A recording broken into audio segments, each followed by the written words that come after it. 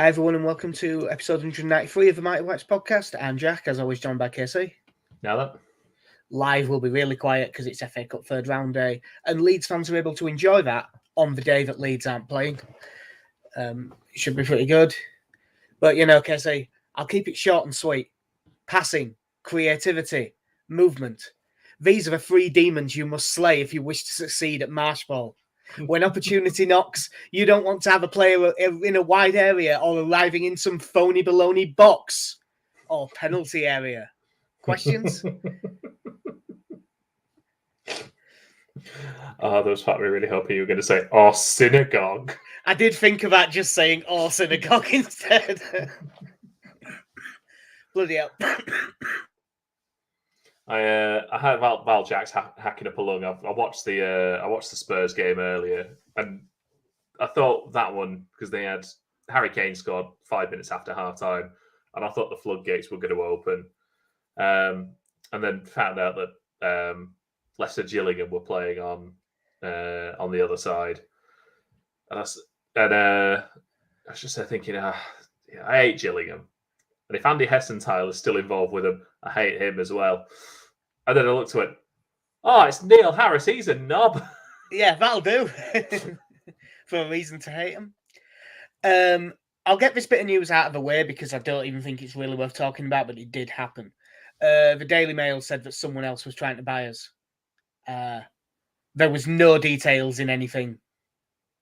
Was it by Kenneth Bates saying the Arabs are coming? Now, to be honest, I'm only about 9. I only remember for about 80% sure that it was Mail, but I'm pretty sure it was. The story was someone in the Middle East might maybe look at thinking about maybe buying Leeds. There was so little in it that it just is nothing. So there we go. It's out the way. Leeds 2, West Ham 2. Can we go back to that takeover a second? I don't want to talk about the West Ham game. Oh, it was performance-wise, it was marginally better, but marginally, it was not good. It was too poor. With the performance that West Ham put in, you have to win that game. Yeah, they're not. They weren't good. Like, we very much gifted them 2 goals. I really did hope for a second that because the ref had given play on for the penalty and it was an abysmal miss from 10 yards. Oh, that's a bit harsh. Probably edge of the area. I'll call it 16. Yeah. But to have completely dragged it across goal, you're there going, oh shit, yeah, VAR. Well, I must admit, it doesn't often happen like this, but it did happen on this one. A load of people went, oh, way when he missed, but it was a lower number than normal because everyone had someone next to him going, I wouldn't do that if I were you. I'm pretty sure that was a penalty. Yeah, and this will be brought back. Yeah, it looked it in real time, but we'll try and keep it somewhat chronological. It wasn't much of a game, and then there was one moment of quality where Nonto and Somerville played a very good 1-2. Gets Nonto into an excellent position, good touch. I'd love to say out of his feet, but barely out of his feet. No backlift, and just smashes it into the bottom corner with his left foot. Excellent finish. Really good goal, 1-0. So I'm most informed player from sort of before the World Cup in attack, and the one from after the World Cup look as if they link up a little bit, which is nice to see. Yeah, I think listening to the match ball where they were talking about it, those two do seem to be Bezzy mates as well. Quite how it's going to work with one of them playing as a 10, I'm still not entirely sure. I think they linked up well, but I don't know how well it worked having Somerville as a 10 or. Yeah, there were some bits where it was Nonto. There was also some bits where we seemed to be back to a 4-3-3 and Somerville was just basically playing central midfield, which was a bit odd to see. But there is one thing with them. You do watch them and think, if you get them in the side and give them consistent minutes, they should just keep getting better and cause a lot of problems.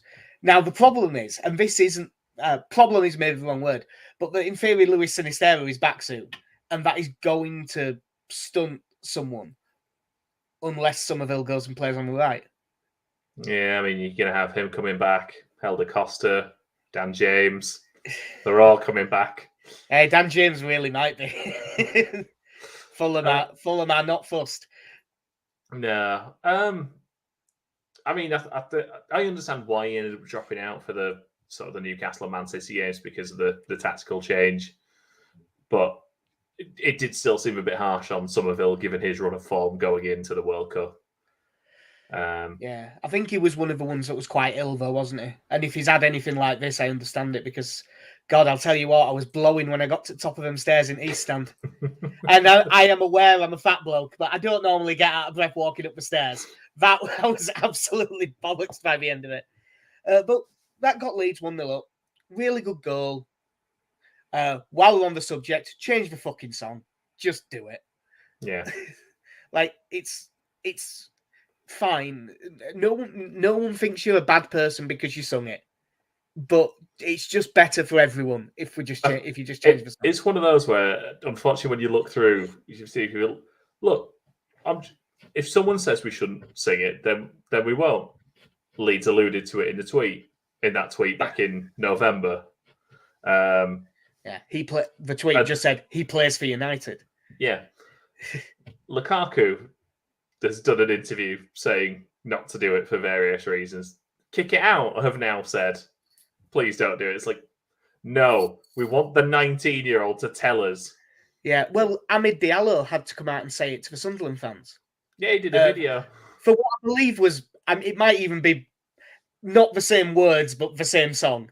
I'm not actually sure, but that's again. I saw that and just went, "Yeah, that's a different person though." And it's like, sorry, are we choosing? Are we saying that black people some of them will find something racist and some would like? Let's just. I would maybe, if it was like the really cleverest, funniest song in the world. I'd go, oh, yeah, it's a bit close at bone, but it's quite clever. It's not clever either. It's just a song. It's fine. It's not the end of the world. And also, there's been loads of Black Leeds fans on Twitter saying, yeah, can we change it, please? And my favourite one so far is my favourite defence of it so far has been someone saying it's not actually saying that he has a big penis. It's that he's got big dick energy. I'm like, just tell me what the last line says, and because it's I'll to say one thing. He does have big dick energy. He's got all the confidence in the world, that boy. But no, just change the song. It's stupid. I like someone's idea. I did like someone's idea of just saying he's fucking massive. Yeah. The better than Messi one's pretty decent. He plays for United. He's fine. He hates fucking Chelsea, which is, I believe, what it actually started as. Yeah.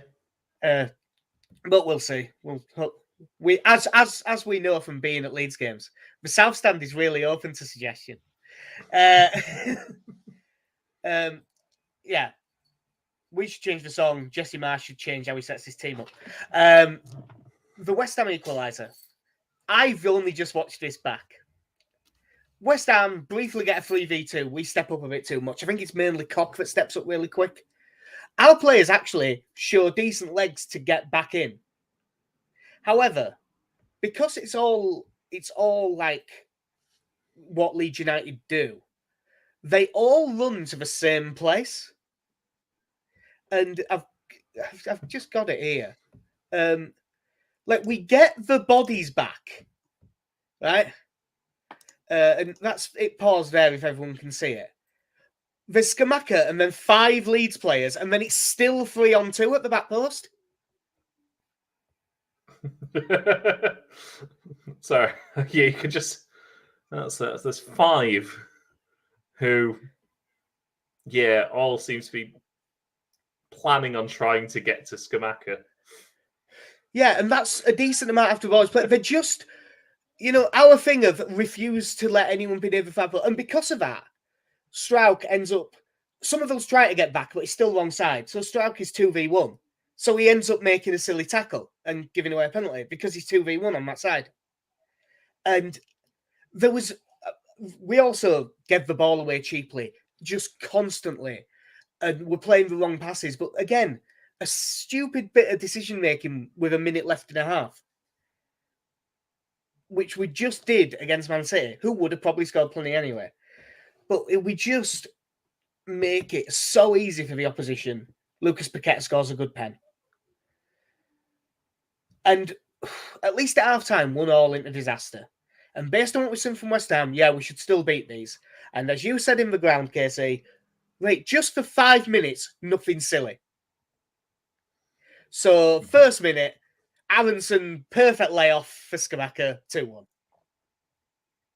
What a layoff. There's something, I'm discussing this with someone earlier, and I was saying, like, technically, the ability that the Leeds backline have to move the ball as quickly as they can is impressive. Like, just as some of them. As a skill set. But there is also so little thought process into who it's being moved to. The amount of times it's just, this is moving too fast. Give it to Pascal. And yeah. He just seems to get trapped in a corner over and over again. Yeah, that was the specific one that was pissing us off live in the stand. Liam Cooper must have given Pascal Strout the ball 8 times where he shouldn't have. He wasn't in a position to receive it, and he was immediately under pressure. There was one in the second half that really annoyed us where you could just play it into the box, or you could clip it up the line because we had a man free, and they instead just worked it into the middle to a guy who was marked by 3 players. The decision making is just so poor at times. But yeah, all of a sudden there, in a game where, yeah, we've not been good at all, but we have been better than them, I would say. Like, they really weren't up to much. And then we 2-1 down after 46 minutes, and they can sit deep and defend and make it difficult for us, and time waste like fuck, and have one where a player goes off injured and he's off getting treatment on the sideline, and the game just doesn't restart for about 4 minutes for no apparent reason. Which is, again, by the way, not West Ham's fault. Referee's fault. Well, if you remember when Declan Rice got treated, he never went off. Yeah. Yeah, just never took him off the pitch and just said it was fine. It was so frustrating. And then we weren't really creating much. Harrison came on and he had his best game for a while. As a number 8 as well, he seemed to be dropping very deep and getting the ball sort of on the halfway line. Because, you know, the sensible substitution was in bringing Click and Harrison on. Harrison will play at 10 and Click will play out wide. Yeah, I mean, Harrison played well in his role and Click played all right as well, but it was a weird way around to do it. Because I think that they eventually... Didn't they only actually move him into the middle when Gellert came on in stoppage time? Yeah. Yeah. And Greenwood came on for Rocker and did fine. Like, Rocker had a decent first half and Adams had a fairly poor one, but in the second half, Adams was excellent. So he ended up dragging himself into a good performance. The equaliser, again, just out of nowhere, there finally was some quality. Harrison's ball into Rodrigo's feet is good. Great first touch, gets him away. Cracking finish. And then we probably should have won it late on. Like, Liam Cooper had a header blocked and skied the rebound. And then Fabianski, he made a good save from Rodrigo earlier and then made a really good save from a header late on. In terms of chances, we definitely had enough where you could say deserved to win. In terms of the actual play, a draw was probably about right. Because neither team was good enough to deserve to win. No one deserved to win. Yeah. But it's my main thing when I was coming away from that game was I just kept thinking what a missed opportunity it was. Like 14, 17 points from 17.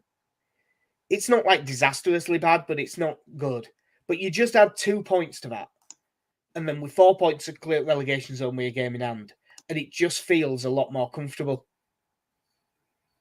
Yeah, and it was a game that we really should have won. They were not up to much whatsoever. Unfortunately, neither were we. Yeah, I know we spoke last time about our goal difference, but it's so tight between 13th and 19th. Southampton are also there, I suppose. You're having a great time under Nathan Jones. Yeah, I don't know what they ended up today because I think that they might have even ended up winning. Was it at Palace they were? But I think so. Yeah, they've won 2-1 at Palace. But I did see a thing on Twitter that apparently they were singing "Your football is shite" at their own manager. Which, write that one down, lads. We might need it. Don't give people ideas. Your idea of singing that your football is shit at your own manager is intriguing, Southampton. I may have to steal it. Yeah, real missed opportunity. Yeah, like I said, they weren't good. They didn't really create anything. Didn't defend particularly well. They were a very, at best, just mediocre team. And I know that they're missing a couple, but no, the amount of times we were just missing passes by 2 yards, 3 yards, and would just give them the ball back. It's scandalous, like how many wayward passes simple passes. I'd understand it if the aim was, well, we've got Nonto and Somerville, so we're going to try and chip it in behind the left full back for one of them to try and chase it down and sort of put them under pressure high up the field. I understand that you're going to lose possession more often. But it's the amount of times we lose possession on the counter attack moving forward, and we just miss a pass inside, or there's just no one really paying attention. That free kick when we had pretty much on the touchline, halfway line, and Nonto just stood 15 yards down the line, straight forward pass. There was a one-man wall, and we went, no, let's play it inside, and then fairly promptly gave it away. And you just give it down the line. He's no one near him. And if nothing else, it's just taking it into a safe area of the pitch. Yeah, that's one of the problems with this football. For everything that Marsh says about we've got to be braver, we've got to be fearless, we've got to be all these intangibles, because God heaven forbid he talks about something fucking tactical.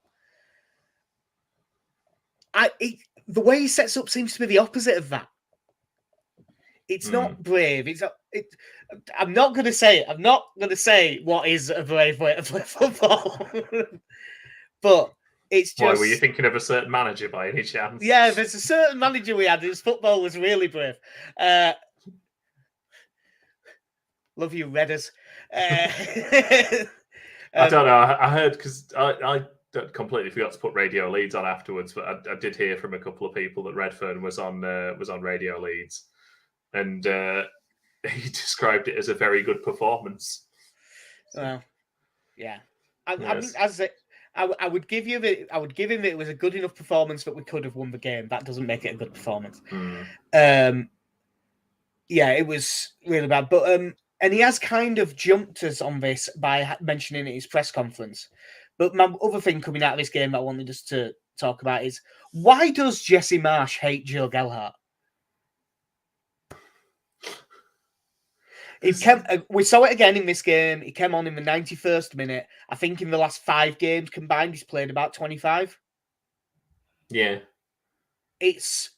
And at one point, he got the ball, got past 2 players, and then got brought down for a free kick, which is, I believe, the free kick that led to the Rodrigo header that was saved by Fabianski. Yeah. I know that he has done well coming on late in games, but that doesn't mean that's just only 5 minutes. Like, there is no reason why he isn't getting 15 or 20. If you're not going to start him, all right, fair enough. But he should be getting more minutes than he is. See, like I think there was a genuine argument that the way we set up against Man City, for the way they looked at Rodrigo, and clearly the thinking is, if we get a chance, he's someone you'd want there to take it. But he offered absolutely nothing in that game. At least with Gelhardt, you get a bit more tenacity than that. I'm not saying he's the perfect fit for it, but I think he'd have been better there. And I don't think you lose anything by playing him. No, as I say, I'm in no way saying that Rodrigo needs to be dropped. I think that the system is the main reason for the lack of chance creation, and he's been our best finisher with the chances we do create.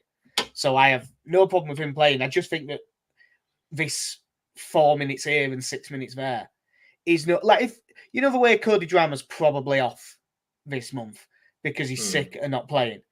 I mean, would you blame if Joe Gelhardt suddenly put in the thing of send me out on loan or play me? Yeah, I don't know whether you couldn't blame him. Like, does he bide his time till the end of the season, and then when we're relegated, thinking, well, I'm going to have a conversation, and if I'm not going to be our striker next season, I'm leaving. Yeah. But even then, I think there might be Premier League clubs that would look at him and go, we can give him half an hour every week. There'd definitely be Premier League clubs sign him. They might send him straight out on loan, but they'd sign him.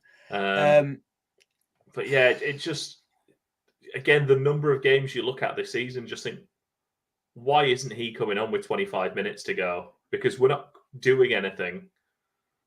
That game, much as we all love Matthias Klick, Joe Gelhardt should have been the one playing on the right of that system then.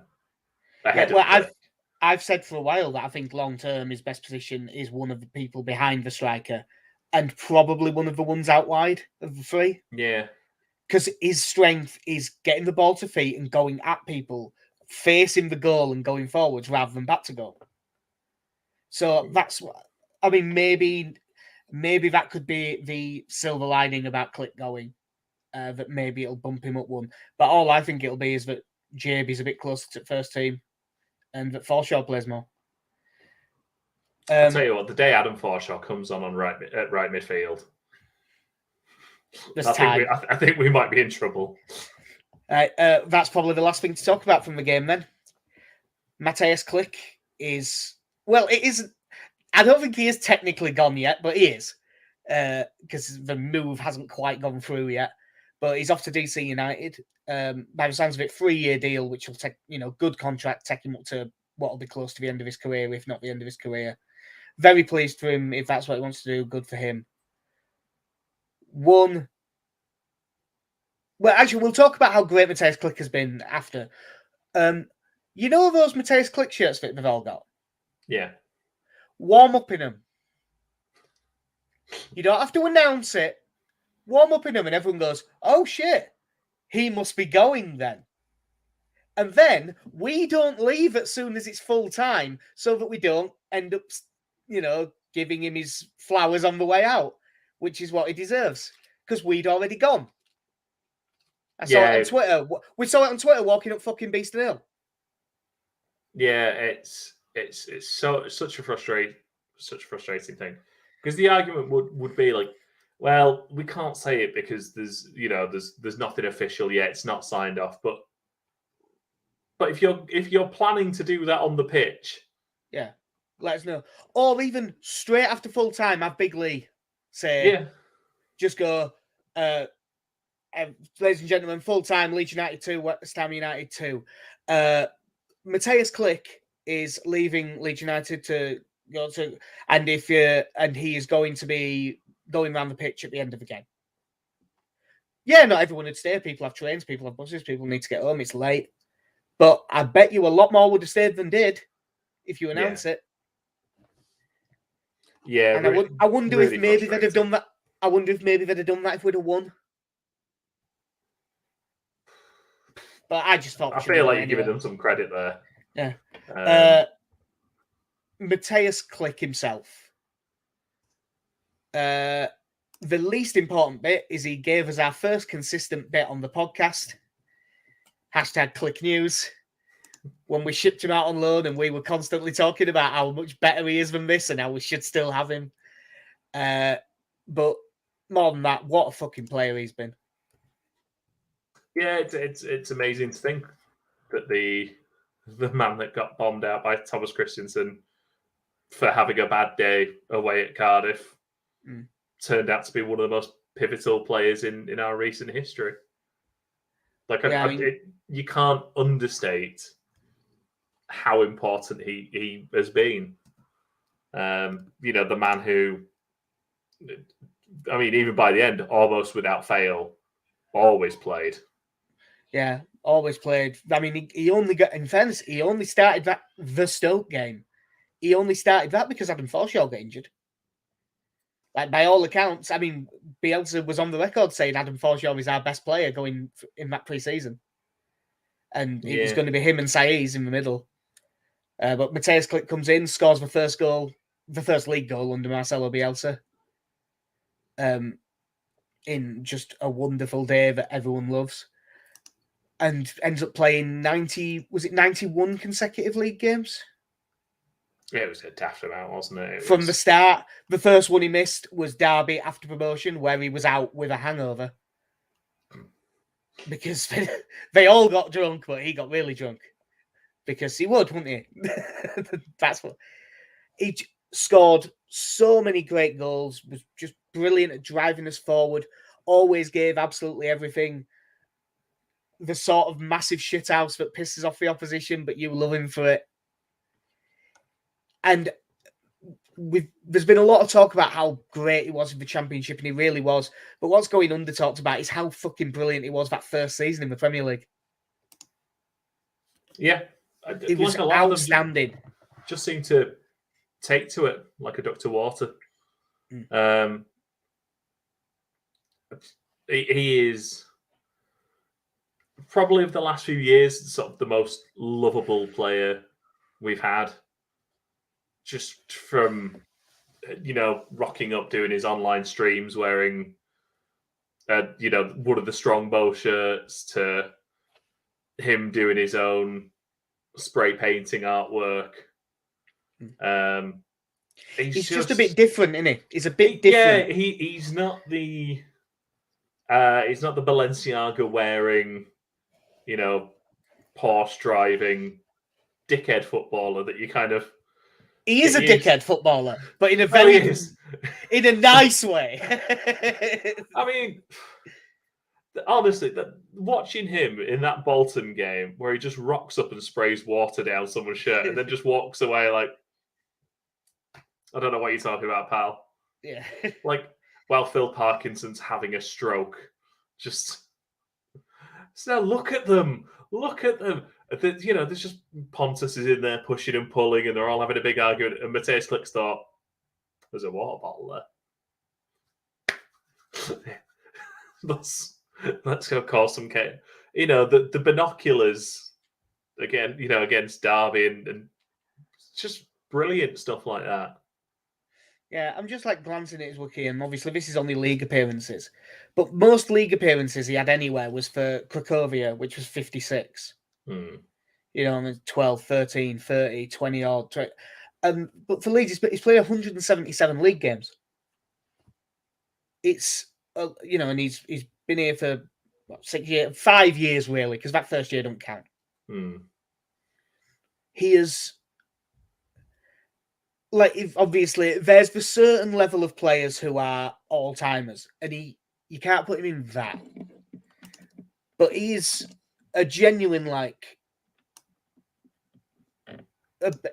sort of, not a cult hero's wrong word, because cult heroes are a bit shit. He is, like, that step below the out-and-out club legend. Like a hero. He isn't.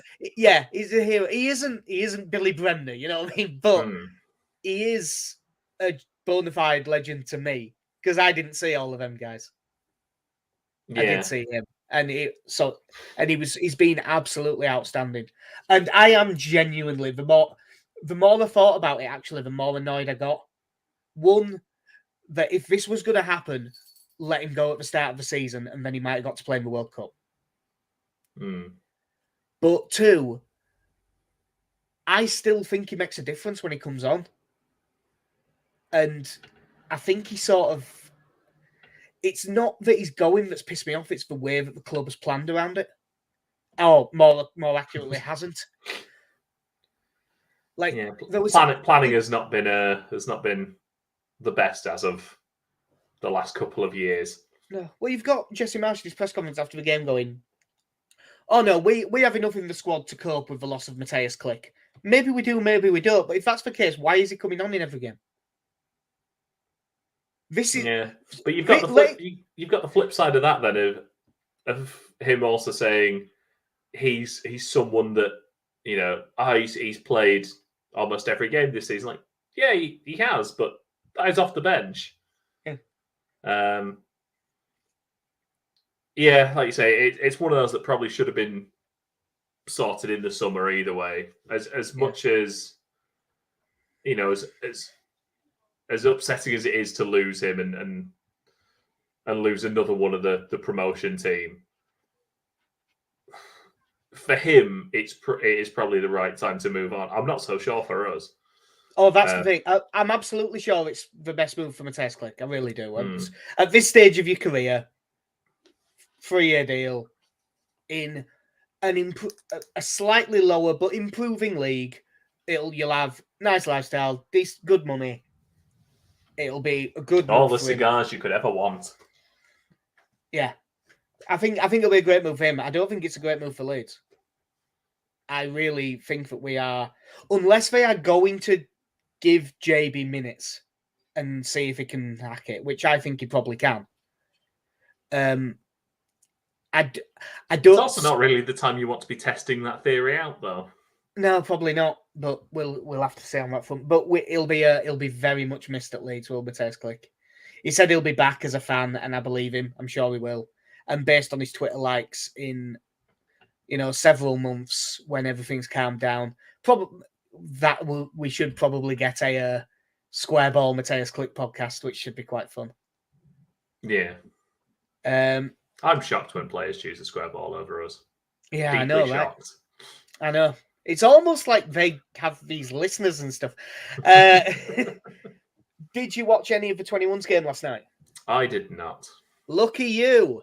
I guess I don't even know what it finished, if I'm being honest. Forest won, Leeds 0 in the under-21s. It's not that we got beat. This was dreadful. This is the worst under-21s game I have watched Leeds United play since before Marcelo Bielsa came to the club. And they're top of the league still, the Leeds. Like, they're having a good season. But the under-21s were consistently brilliant to watch.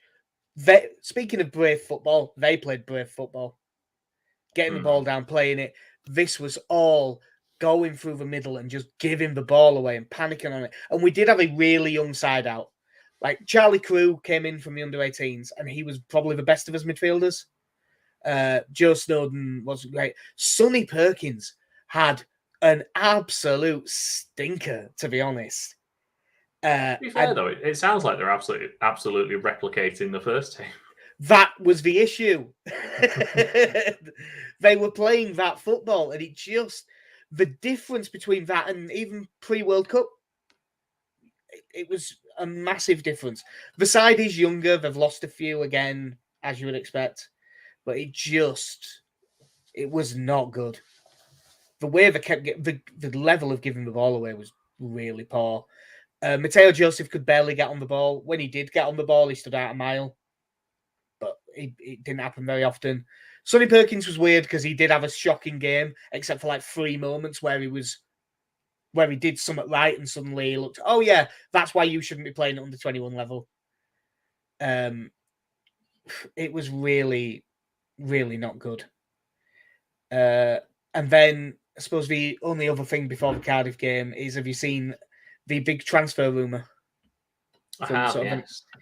Yeah, so Jorginho Rutter from Hoffenheim. This is according to Florian Plettenberg from Sky Sports Germany. Leeds want Rutter from Hoffenheim. The deal could total between 30 and 40 million euros, and it would be someone that we're looking at bringing in January. It's a bit of a weird one because I will admit to not knowing anything about him. Like, normally, I at least know who they are, even if I haven't watched them much. This one, I had no idea. So I did tweet a few people. I tweeted the Scouted Football people, and they're very big fans of his, thinking he's a really good player. Got in touch with Alex Chaffer, who's a Leeds fan, but he runs the Bundesliga England account. So he's bound to be paying at least some attention to the Bundesliga, you'd hope. And he was saying how excited he'd be. It basically sounds like, and stop if you heard this before, he's a really talented player. People are really excited to have him. He isn't really a number 9. We have so many of those players. Yeah, it was like, likes to drift wide, come from deep. The comparison, because it's Hoffenheim, was like Firmino. Like, good, but not, obviously not that. Yeah. Not that established, not that used to the role. So he seems to have loads and loads of talent, but in just, as the days gone on, other people coming out and going, well, he's really good. I'm just not sure if he's what Leeds actually need. Like his goal scoring record at Hoffenheim is like 1 in 4, 1 in 5. Which isn't bad, but again, it doesn't scream natural 9. So, yeah, I'd want him, but he's sort of a weird one. I'm not sure that he's the right guy. Is he coming in to replace Nonto and Sinistera at the end of the season when they leave? Maybe, yeah. Basically. No, he's coming in to replace Joe Gelhardt when he gets pissed off. Now. Yeah. It's really frustrating because I remember saying, like, at the start, a lot of people said, like, we talk about these pathways that the players have from the 21s into the first team. But we were actively signing players that pushed Joe Gelhardt, like, down the pecking order. Like, there was no way we were signing 1 Luis Sinistera and then 2 Willy Nonto, who is an Italian international. I can see Nonto having some minutes at 9 soon, but I think Matthew Benison has the correct idea here with bring back Lasogga. He was a 9. He might have been shite, but he was a 9. Hey, that man had a fantastic game against Burton. Yeah, he even looked quick that day. I should look up who their centre backs were because he looked fast. As it happens, Jack, I will find that because I've already got that season opened up because I was looking at Mateus Click's. I was looking at Mateus Click's stats. Yeah, I do wonder though if Nonto is going to end up playing quite a few minutes at 9 this season. I know that he isn't. Obviously, he does not have the height for it, but and his strength is running it. But I'm just wondering who else. If Rodrigo gets injured, seeing as Gelhardt is not going to get played by Marsh by the looks of it, I just don't see what's going to happen. I do wonder if we'll see Gelhardt up front tomorrow, but we'll come on to that shortly. Yeah, I was going to say I've also not seen the press conference. So in the press conference, Sinistera was on the grass but isn't back in training properly yet. But shouldn't be too long. Bamford was training, but he's not going to play this weekend. Good, because he shouldn't. There was. If he gets in an FA Cup game, I believe after the news that Forshaw had a very, very tiny operation that should keep him out for a few days, apparently Dallas has had to have another one as well. Another minor one, but it's still another op. Days, not weeks. Yeah. Days, not weeks.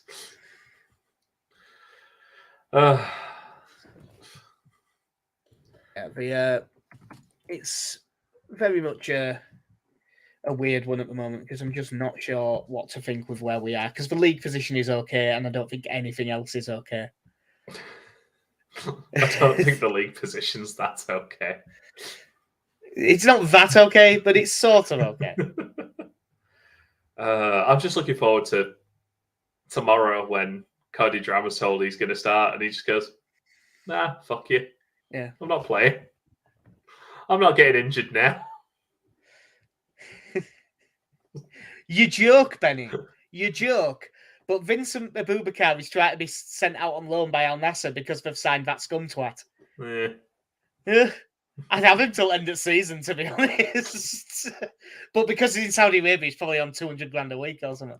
Right, one last thing to talk about then. Tomorrow, Is it 2:00 kickoff? I believe so. Yeah. Should, well, my flippancy there might give mine away. Do you care? Cardiff away.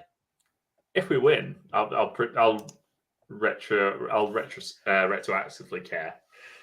Yeah. But, before, if we lose, no. I care a little bit more this year because I think like last year, I think that us being knocked, as much as it still went wrong for a while after, I think us getting out early wasn't too bad a thing. I actually think a cup run would actively do us good this year if we could have one. Even with the league form. To get some confidence. Yeah. I mean, trying to think of the team we'll put out tomorrow. By the way, just because you didn't see the press conference, I should mention Jesse Marsh said, well, he jokingly said, well, Angus Kinnear says he wants a cup run. But he sort of said, no, we're taking 6,000 fans down there and I aren't going. And so we're taking this seriously. So Vanden Heuvel in goal. Diego Llorente. I like how reference points there. You went Vanden Heuvel. I went Diego Llorente. Yeah, because I was giving us a chance. Yeah. Poor Diego. Yeah. In fairness, I think he will start for what it's worth, and that's probably. By the way, I've just got Soccer Saturday on. Chesterfield versus West Brom must be an absolutely belting game because it's 3-2 Chesterfield after 41 minutes. Nice. Watch the highlights of that later. Yeah. There must be some changes. Because I think you've got Llorente, I think will almost certainly come in.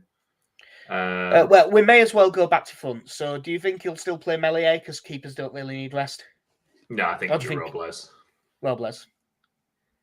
I suppose he played Robles against Wolves, didn't he, in the League Cup? I think since he got fit enough, he's played, hasn't he? Because he didn't play against Barnsley. But I think he'd not long since come in, had he? I think he'd only been around a couple of weeks. But yeah, I think Robles will come in and he'll be fine. Yeah. Probably Christensen right back because he hasn't played the last two. If Cody Drummond doesn't play this one, I think he'll be on the bench. He played 60 minutes for the 21s last night. God. Yeah. That doesn't strike me as someone that started on Sunday. Yeah. He's definitely going, isn't he? He's not sticking around. Llorente and Strauch, because he'll want to watch Strauch play centre back. Verber at left back. Has it been confirmed that he is available? I haven't seen anything, but he was expected to be, and I haven't seen anything saying he won't be, so I would assume so. Although I do, there was a bit of me at one point thinking maybe Yelder will get some minutes, but he played 90 minutes in that 21s game. So he might make the bench, but he ain't playing. So yeah, I reckon that as much as I wouldn't mind Strauch having a rest, if we are going to move him inside to left centre back, which is definitely what we should do, we should probably give him this one. Yeah, I think so. I was thinking Adams and Forshaw as your sort of two centre mid, depending on how we set up. Because Adams obviously missed the Man City game. You can play. They don't particularly need to rest loads of players. Like we've got. I mean, I suppose we've got less rest than some because we're playing Sunday than Friday, aren't we? Yeah. Well, that's still plenty. Yeah. To be honest, I think I'd just play Adams and Rocker. To be honest.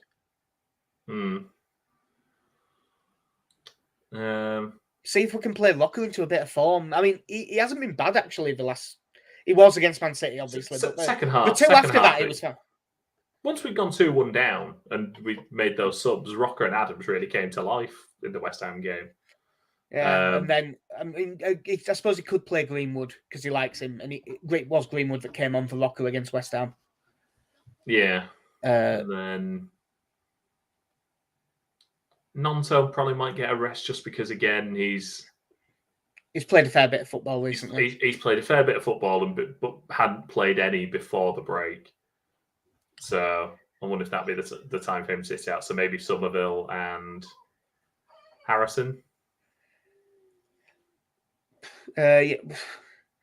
Yeah, I because definitely, I think I might take this as the chance to get Aronson out of the team for. yeah. Well, I mean, we said it before the West Ham game, didn't we? And I'd rather would have and been right. Joring. Yeah, I'd rather there were other things we ended up being right about, but that was one.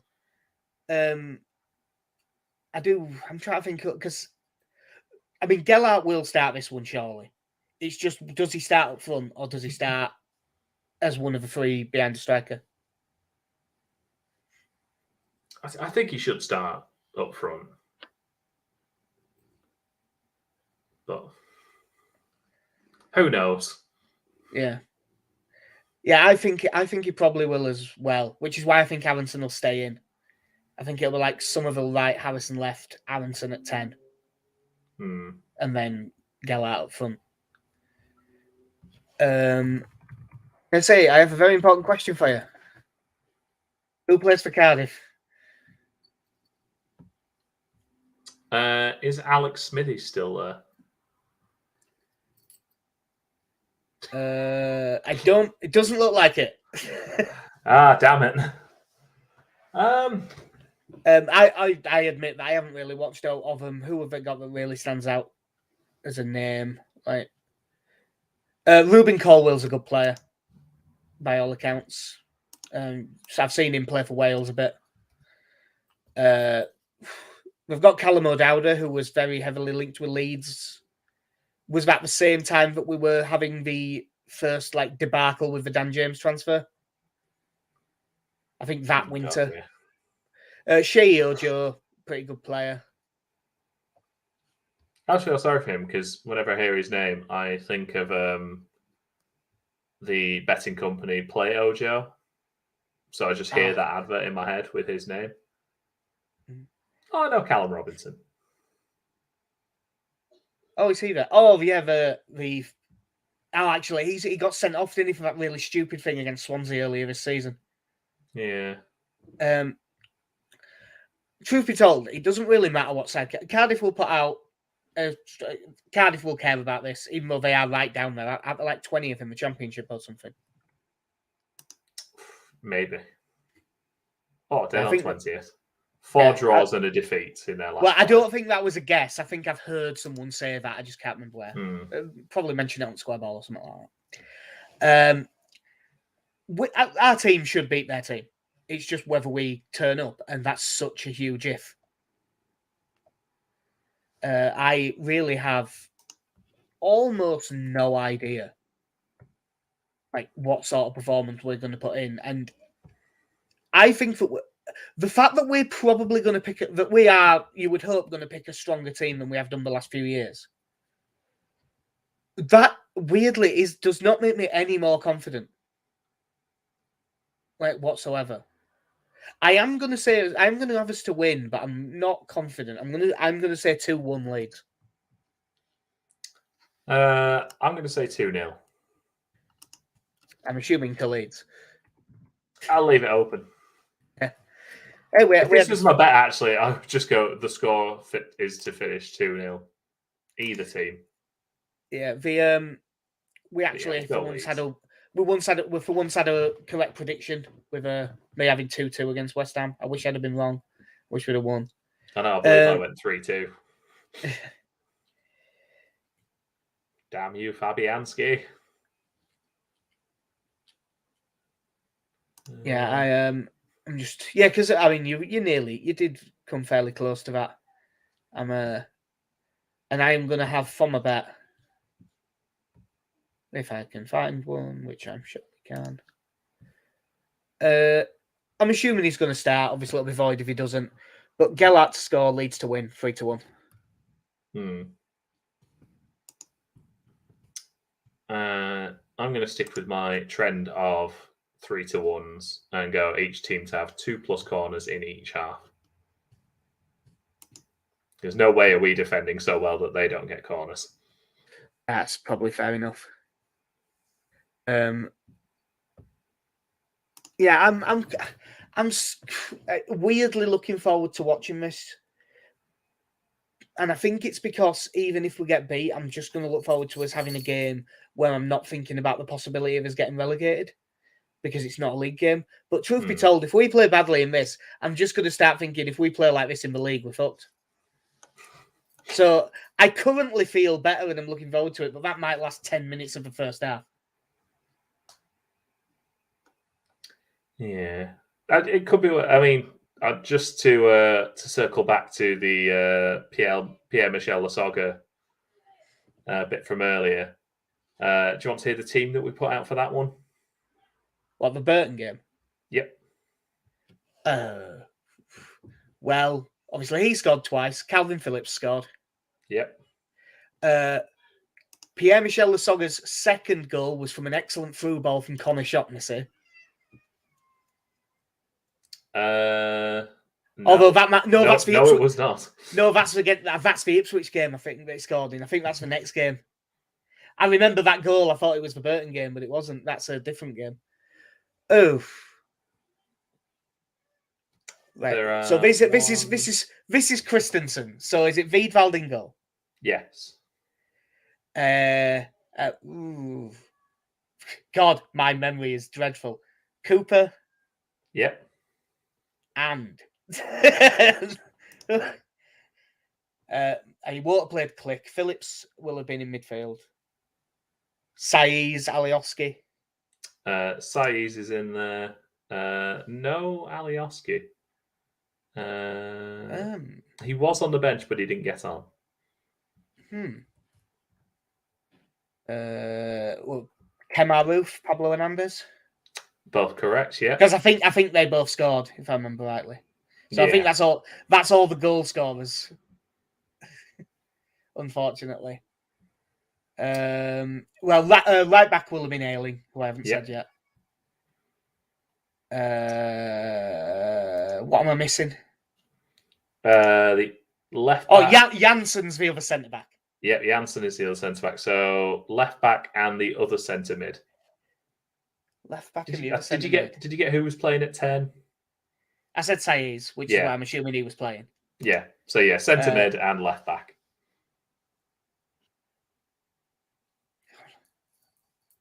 I was.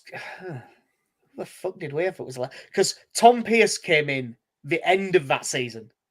Yeah, don't think of a left back. Oh, okay, right. Oh, then I know who it is. Vernon Anita. It is Vernon Anita. Centre mid. What a weird world this is, by the way. Who the hell other centre mids did we have that season?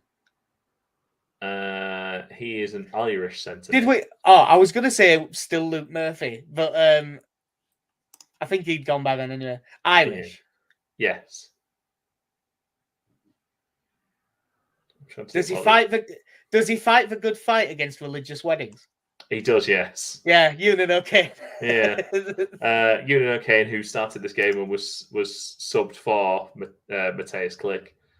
Stuart Dallas came on for Vernon Anita.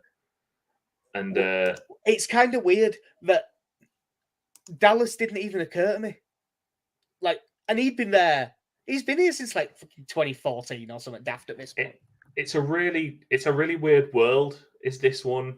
Because then the other sub is that we replaced one cart horse with another, and Did J. Roy Grott come on? He did come on, yes. But Shognessy's on the bench. Alioski doesn't come on. Andy Lonergan 2.0 is with us. And then Pavel Chavitsky's on the bench as well. Oh God, that's one of them weird ones where if you'd have, if it had come up for some reason trying to get to him, I would have never remembered his existence. By the way, I have found it that Shaughnessy assist was against Ipswich. I was right. Yeah, what a horrible season that was. Because I think I'm just looking at it now, and we went the first 7 games unbeaten, lost to Millwall, beat Ipswich, and then we just lost a load of games. Because we were top of the league. Yeah, because we played all the teams that finished in the bottom half early, won them or drew them, and then the moment we came up against anyone good, we folded. unlike now, of course, where we played all the teams down the bottom and didn't win them all, and when we play against anyone, we fold. At one point, we went 9 games without a win. I think we did 8 this season, didn't we? And then we won 1-0, and then we lost, and then we didn't win the next 4 either. It was miserable, wasn't it? God, it were awful. The Heckingbottom era, and I can't tell you the date in which he comes in, but the Heckingbottom era, I think at best, that man won 3 games. I've said it to you before, mate. I dislike that more than in terms of as a manager as football I was watching, he might have been my least favourite ever. Yeah. And I mean, including Hockaday, because even the ones that were dreadful, I could tell what they were trying to do. Paul Heckingbottom's the only one who I have literally to this day no idea what he was attempting to do. No. But yeah, that will do us for episode 193. We have both got us winning against Cardiff, so lump on Cardiff or draw. We will be back one of the evenings. It depends which one works out best, but because Leeds' league game next week is on the Friday night, isn't it? Yeah, Friday night. Yeah, Villa away. Right, cool. That might be a pub job, I think, for that one. So yeah, that will do us. I've been Jack. See ya. I've been Casey. Have a good one. In a bit.